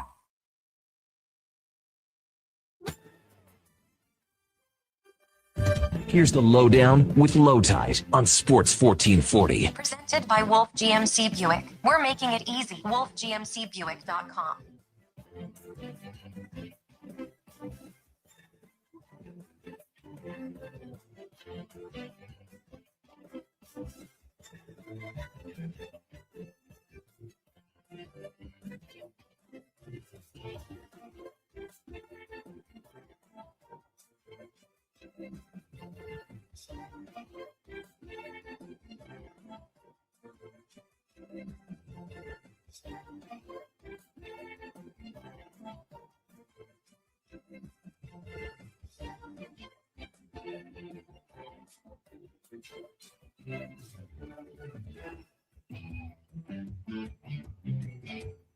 This is the Lowdown, Sports 1440. Jason Gregor on the way. Talk about last night's game. Talk about the big Los Angeles Kings trade. Artemi Panarin, now a King and signed, or at least close to, depending upon who you believe. It is time for Declinations, presented by Elks Nation. Check out the new website, elksnation.ca, articles, podcasts, and more breaking down the green and gold and the draft. The most in-depth double-E football coverage online and at the space station. It's everywhere. elksnation.ca. All right, young Declan. Yeah, lots of NBA trades. The trade deadline is tomorrow. We'll break them all down. Before we get, so if you missed it, Anthony Davis has been traded to the Washington Wizards. So I just want to recap the return for Luka Doncic for the Dallas Mavericks.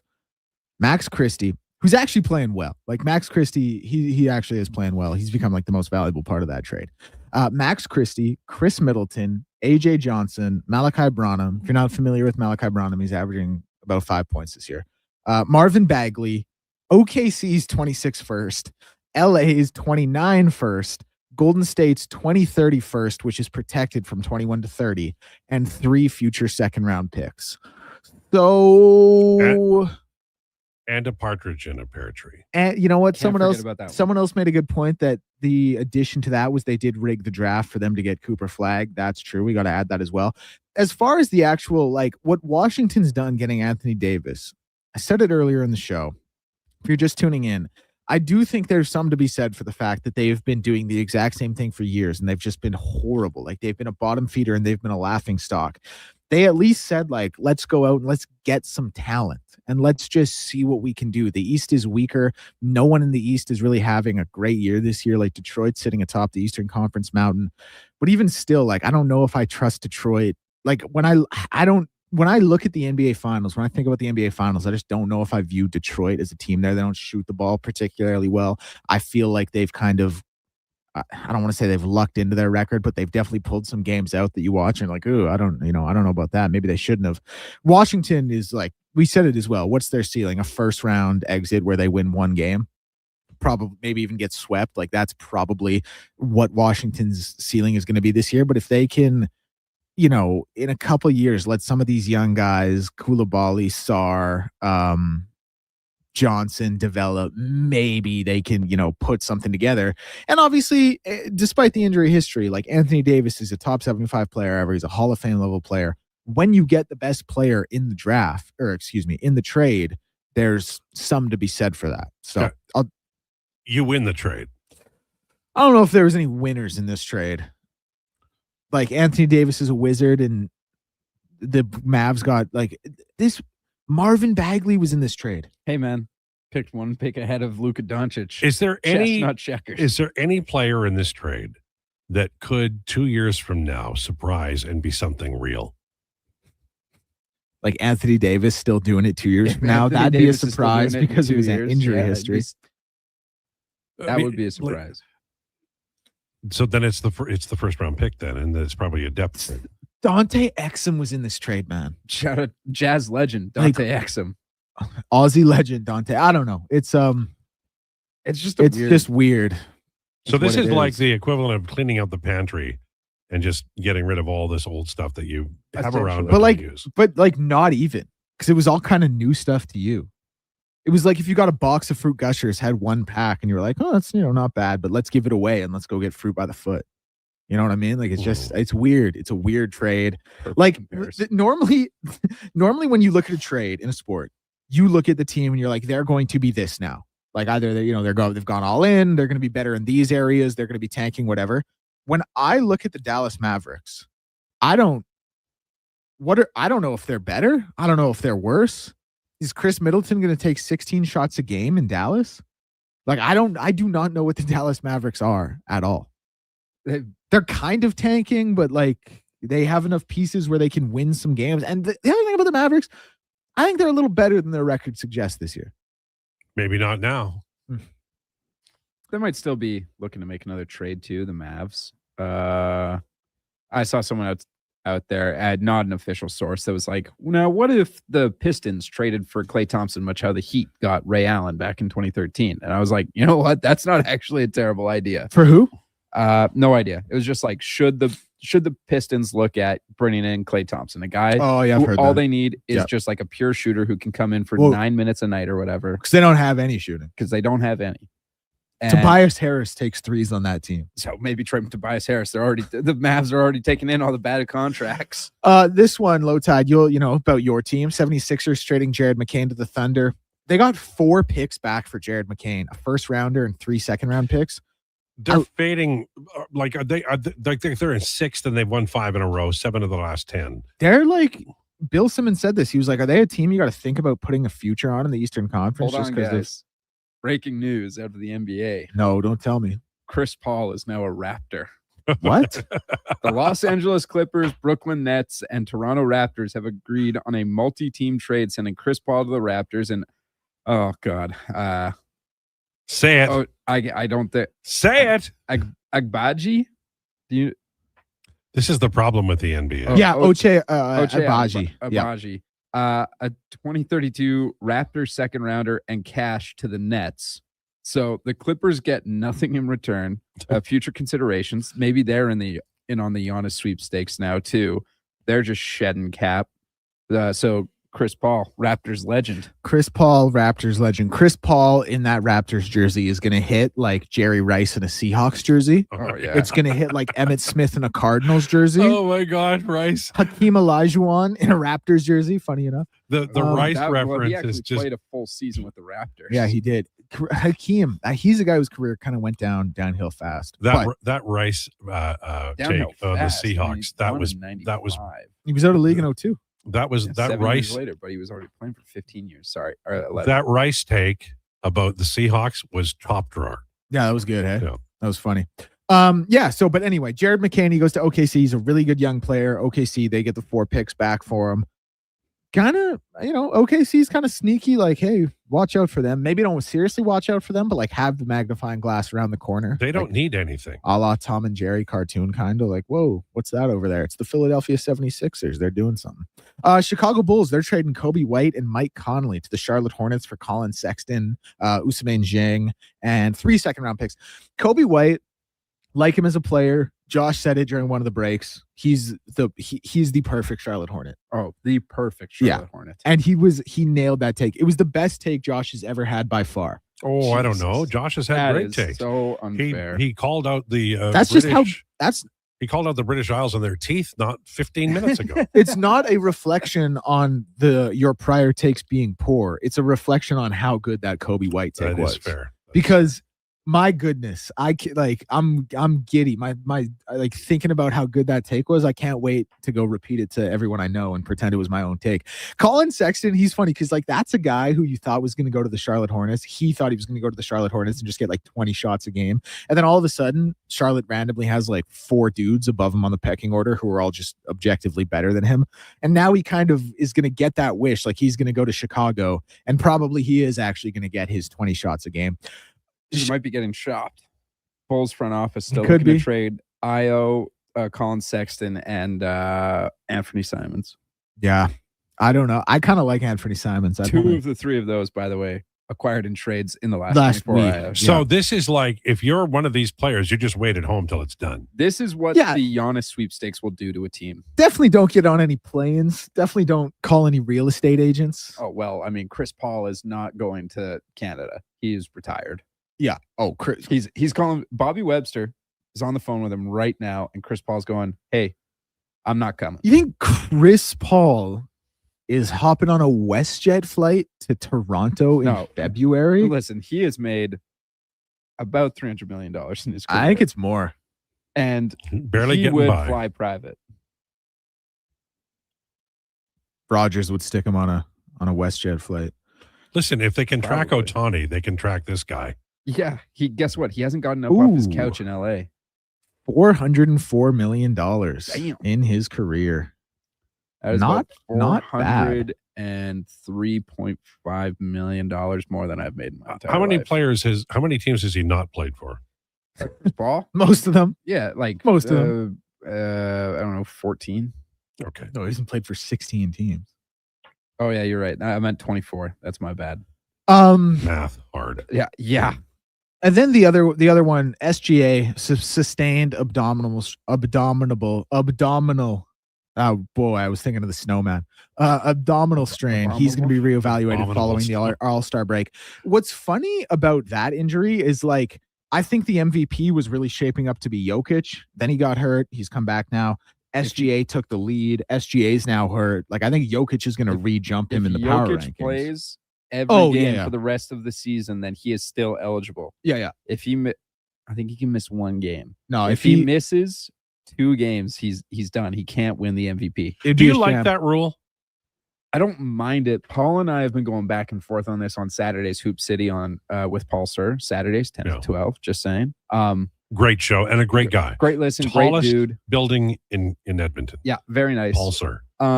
I don't mind it because like the thought process for it was I like the thought process was behind hey, it. you can't be sitting guys to You just can't be load managing. You can't be load managing, and then these guys win the MVP. That being said, we're seeing it hurt or affect players who have been injured, and I think this season is a perfect example of Jokic was by far, in my eyes, the MVP. And here's the biggest implication about it.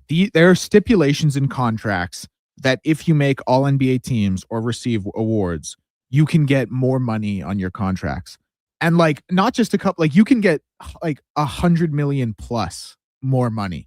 Nice. So the fact these players can be penalized for playing, 64 games, because if you don't play 65 games, you are not eligible to make the all NBA teams or be eligible for the awards. So the fact that you could play 64 games, put up 35, 8 and 8, and then not be eligible for the awards by the letter of the law, miss out on those end of season accolades and be punished financially for like $130 million because of it. That's not fair to the player. But it's a very litigious society down there. Couldn't you test that? Couldn't you? No, like it's, but the other So thing they've to Josh's agreed to point, yeah. Oh yeah. It's there. The other thing to Josh's point is like, quite bluntly, you're telling me someone who plays 64 games versus someone isn't the MVP versus someone who plays 65 games? Yeah, I like think of I'm course on they can. Declan's side Of here. course they can be. And also, it's easy to discern what load management is versus like if someone's actually nursing an injury or not. Jokic clearly had an injury. You could see it. Hyperextended knee. Kawhi Leonard, you had no doubt that guy was just sitting. They were like, hey, we are managing the load of Kawhi Leonard. He missed 20 games. He wouldn't have been eligible anyways. The guys who get load managed aren't trying to win the awards. They are trying to win a chip. And also, you control the load management. If they never get hurt because of your load managing, you can play them. You can sit them 16 games, 17 technically, and they can still win. Yeah. All right, Lowetide, this has been fun. We better send it back to you for the end of the show. Well, I think you're doing a great job. Do you have more to talk about? Nah, people want to hear from you. Oh, so we got to always let hate you hoops. wrap up the show. I think that's silly. If we're doing something that has merit, then we should just do it. It's not the lowdown with Declan and Josh. I'm saying that at the trade deadline, if this was the NHL trade deadline, I'd be in there like a dirty shirt, Or if this is, I don't know, great songs from the 1960s, I'm there. That's really what you want to talk about. Girl from Ipanema is so good. I have to say, that is such a good song. So is Gimme Shelter by the Stones. Hey Jude by the Beatles, very good. So is Yummy, Yummy, Yummy by the 1910 Fruit Gum Company. Not as famous.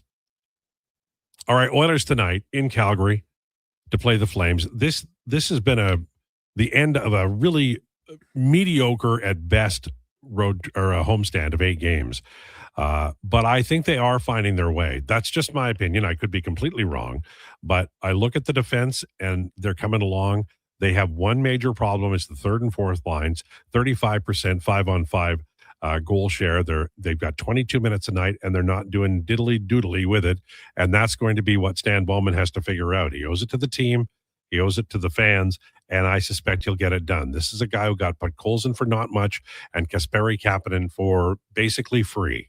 And he needs another one so that he can put that player with McDavid and then slide Nugent Hopkins down to the third line or find a center who can play third line center. You can Trash the fourth line for parts. You can do that if you're the Oilers, but you need one line among the third and fourth line that's going well. And maybe the key is Curtis Lazar. He's healthy, and man, he's playing well. When he plays, perhaps he'll play tonight. So what time is the pregame show? 6 o'clock. Post-game, of course, afterwards. Oilers, I think they'll show up tonight, and I think they'll put the boots to Calgary. I know Josh doesn't like that, but it'll give us something to talk about tomorrow. We'll be back tomorrow. Do I hear music? Yeah. We'll be back tomorrow with Bagged Milk. We're a loose show. We're like Neil Young and Crazy Horse at the Fillmore in 1970, October. But we're back tomorrow with Bagged Milk. More talk about the Edmonton Oilers. We're going to get into the Olympics. It's time, Forrest. So we'll do that tomorrow as well. Gregor on the way. Thanks for tuning into the Lowdown. Please enjoy your day. This is a Sports 1440 update. Brought to you by Custom Floors, Inc. Floors done right, homes or businesses. Visit the new showroom, 11577 149th Street. Now open 6 days a week, Saturday hours from 10 to 2. Or visit customfloorsinc.ca and bring your next flooring project to life. Edmonton Oilers in action, taking on the Calgary Flames. Final game before the Olympic break. Puck drop tonight at 8 p.m. News around the sporting world. Leon Draisaitl has been named Olympic flag bearer for Germany.